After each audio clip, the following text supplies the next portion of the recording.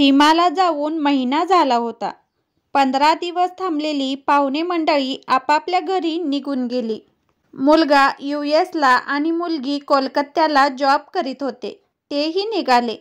मुलगी म्हणाली, चला ना बाबा सोबत काही दिवसांसाठी. मात्र सुधीरनी नकार दिला. त्याला रात्री भयंकर शांत वाटू लागलं.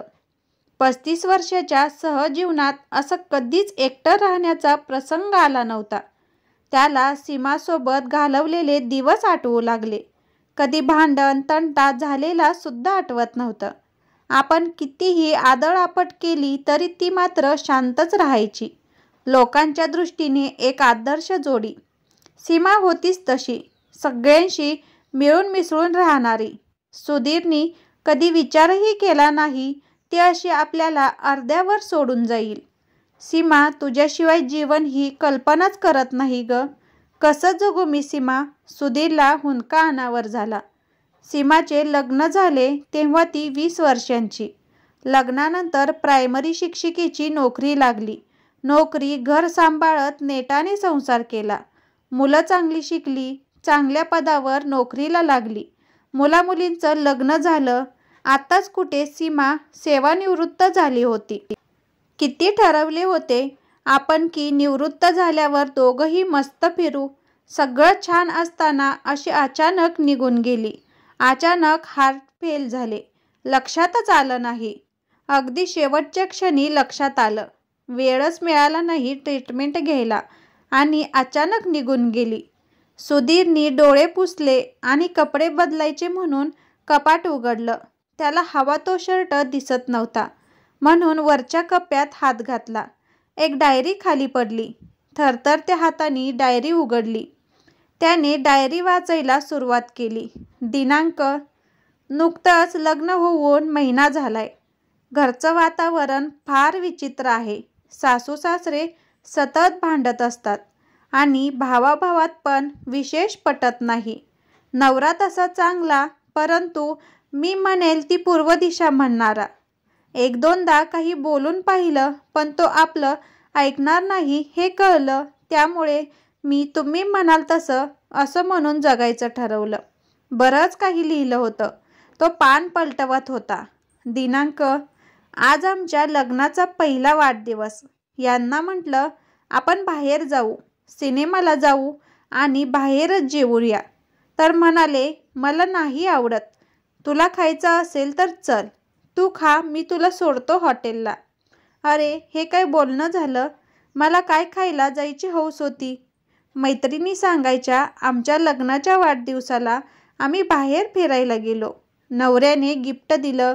फार हेवा वाटायचा, कारण इथे काहीच आवडत नव्हतं.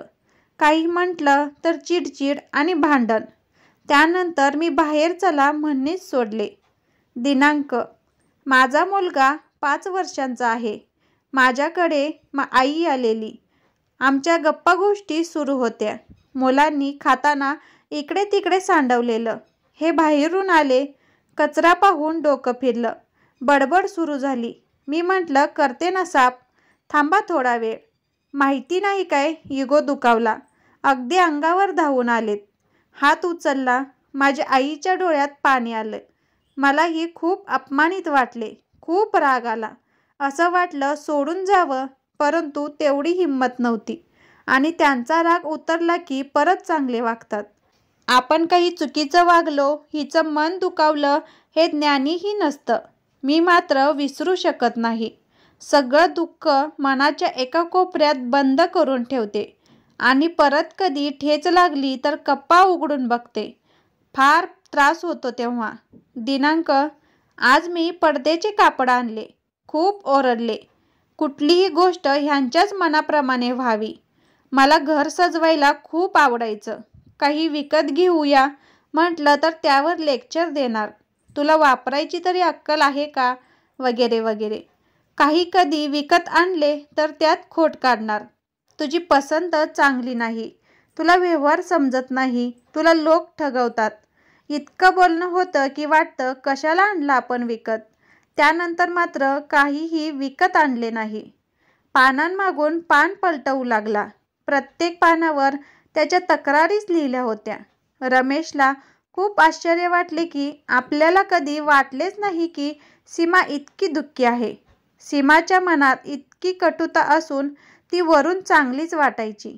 आणखी एक पान पलटवले, बहुतेक शेवटचे. आज खूप डावा हात दुखतोय. यांना सांगून काय उपयोग? दवाखान्यात चला म्हटलं तर बडबड करणार.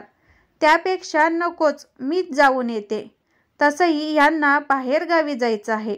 दिनांक: काल मैत्रिणीसोबत दवाखान्यात जाऊन आली. डॉक्टरांनी सगळ्या तपासण्या केल्या. ECG मध्ये प्रॉब्लेम निघाला. त्यानंतर अँजिओग्राफी सांगितली. यांना फोन लावला. म्हणाले ज्या काही तपासण्या करायच्या त्या करून घे. अँजिओग्राफी केली. 95% ब्लॉकेज. डॉक्टरांनी सांगितले ताबडतोब ओपन हार्ट सर्जरी करावी लागेल. घरी येऊन यांना सांगावं या विचारातच घरी आले. हे बाहेर गावावरून आलेले होते. घरी येताना औषध आणायला विसरले. खूप थकवा आला होता. म्हटलं थोडी औषधं आणून देता का? आत्ताच आली ना रस्त्याने, आणायची ना स्वतः? परत कपडे बदलवू, परत जाऊ. खूप चिडचिड आणि बडबड केली यांनी. असू द्या, मी घेईल उद्या. अगं पण काय झालंय? काय सांगितलं डॉक्टरांनी? काही नाही, सगळं ठीक आहे. मी यांना काहीही सांगितलं नाही.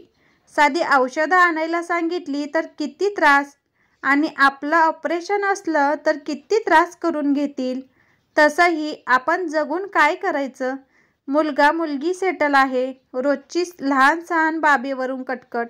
आता मी थकली. हार्ट प्रॉब्लेम म्हणजे मरताना त्रासही होणार नाही.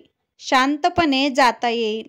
घेतच नाही आता औषध आणि जातच नाही आता दवाखान्यात. डायरीचे शेवटचेच पान होते. सुधीरनी डायरी बंद केली. डोळ्यातून अश्रू वाहू लागले.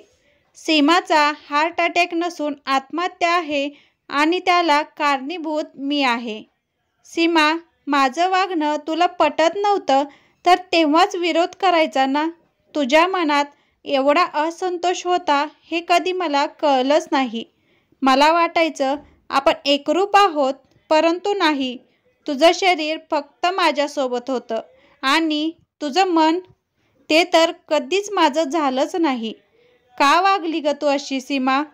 कोणत्या गुन्ह्याची शिक्षा दिलीस तू?